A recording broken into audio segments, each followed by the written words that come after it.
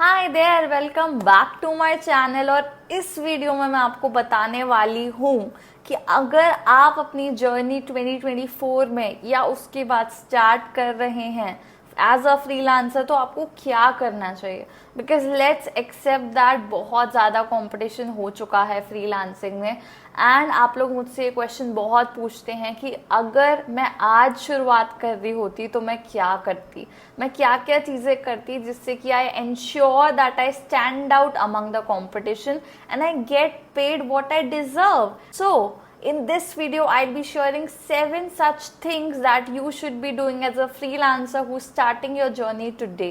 But before that, make sure to subscribe to my channel because I'll be bringing so many more videos that will help you scale your freelancing career.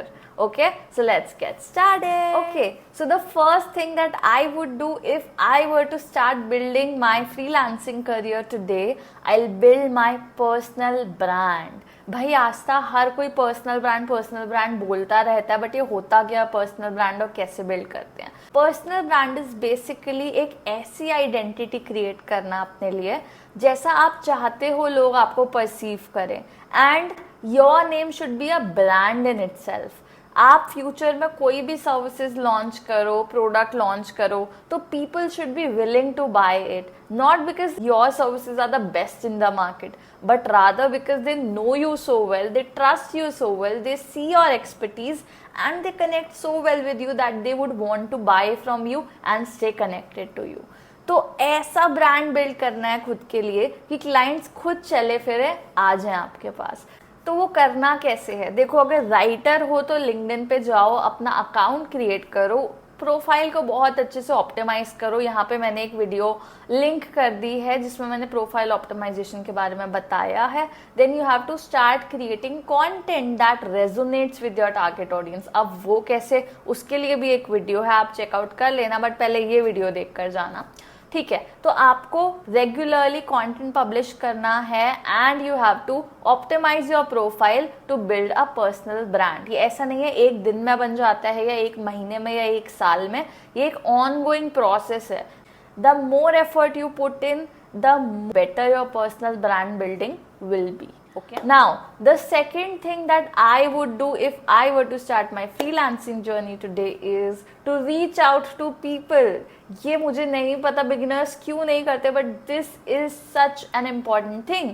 आप जब नए नए हो किसी भी field में, लोग आपको नहीं जानते, right? They do not know what services you provide and why would they even care to reach out to you जब मार्केट में ऑलरेडी इतने एस्टैब्लिश्ड प्लेयर्स हैं।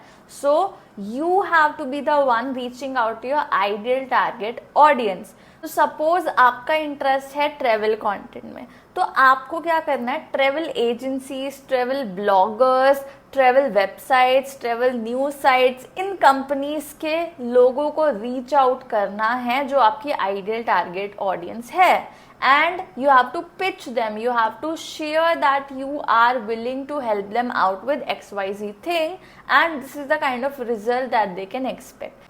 जब आप ये आउटरीच करोगे एक रेगुलर बेसिस पे तो people will definitely start responding to you. Now the fourth thing that I would do is to take feedback positively. भाई देखो, मैंने देखा है कि कितने ज़्यादा फ्रीलांस गुरुज से इंस्पायर्ड होके ना ईगो दिखाने लगते हैं छोटी छोटी बात पे। भाई आपको ये चीज़ जाननी ज़रूरी है कि वो फ्रीलांसर एक बहुत अबव स्टेज पे पहुंच चुका है, बहुत ऊपर की स्टेज पे, बट आप अभी बहुत नीचे हो उनसे। So you can not treat your prospect the same way. आप इतनी बाउंड्रीज नहीं सेट कर सकते हो अपनी लाइफ में डे वन से।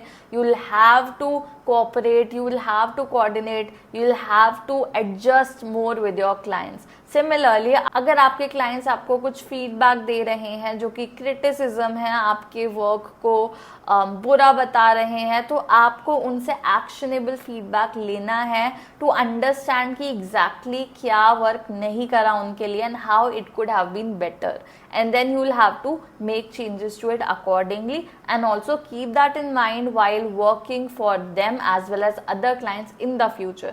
तो आपको उस फीडबैक को पॉजिटिवली ही लेना है। Now that brings me to my fifth point which is join an agency or work under a freelancer.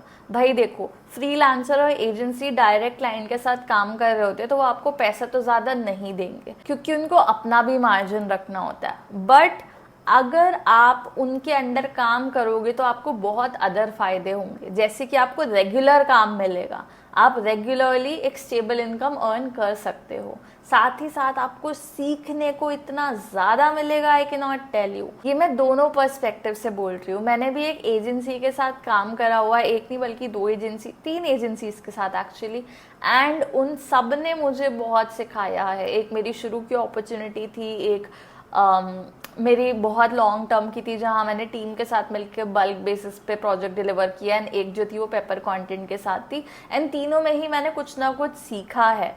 और उसके अलावा मेरी खुद की एजेंसी एंड फ्रीलांसिंग बिजनेस में जो मैंने अपनी टीम हायर करी हुई है, मैंने खुद देखा है कि वो कितना ज़्यादा इम्प्रूव हुए हैं with time, with my feedback, and in fact they have been thanking me so much for it. चाहे वो मेरे इंटर्न्स हो, चाहे वो मेरे स्टूडेंट्स हो, चाहे वो मेरे राइटर्स, एडिटर्स, फ्रीलांसर्स वाले बेसिस पे हों, तो सबको बहुत फ़ायदा हुआ है। एंड आई एम श्योर अगर आप भी किसी अच्छे प्रोफेशनल के अंडर काम करोगे या एजेंसी के, then you will immensely get benefited in your career. Now the sixth thing that I would do as a freelancer starting today is to be open to working for free or at lower rates. लोगों को लगता है, वही again freelancing gurus बताते हैं कि वो इतना चार्ज करते हैं, उतना करते हैं। मैंने भी कई बार बोला, होता क्या है, जो बिगिनर लेवल फ्रीलांसर्स होते हैं उनको लगता है कि wow, if Aastha is charging 45,000 for a blog, then we too can. भाई देखो, उस लेवल पे आने के लिए ना बहुत साल लगे हैं मुझे, ठीक है, 4 साल आराम से लगे हैं प्रोफेशनल जर्नी में, और इससे पहले भी बचपन से ही समहाउ आपके अंदर राइटिंग स्किल्स या एटलीस्ट आपकी कमांड ओवर इंग्लिश होती है, तभी आप एक लेवल पर पहुंच पाते हो। बट जो आज शुरू कर रहा है वो ये सब नहीं कर सकता। You will have to understand कि इंडस्ट्री बहुत कॉम्पिटिटिव है। नॉर्मली कोई भी बिगिनर फ्रीलांसर चार्ज कर रहा है वो बहुत कम है, राइट? तो आपको शुरुआत समहाउ वहीं से करनी पड़ेगी, या इनफैक्ट फ्री काम से भी करनी पड़ सकती है अगर आप सीखना चाहते हो। आप अपने डे 1 को किसी के डे 100 या 365 या 1000 से कंपेयर मत करो, क्योंकि that will not help you in any way.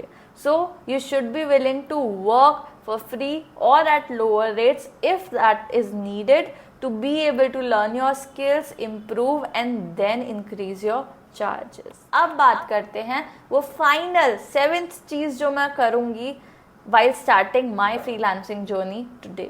So that is giving myself at least 6 months. भाई देखो, अगर आप एक जॉब भी ढूंढते हो तो आपको कोई ना कोई कोर्स करना पड़ता है, डिग्री लेनी पड़ती है, इंटरव्यूज देने पड़ते हैं, and then you get it.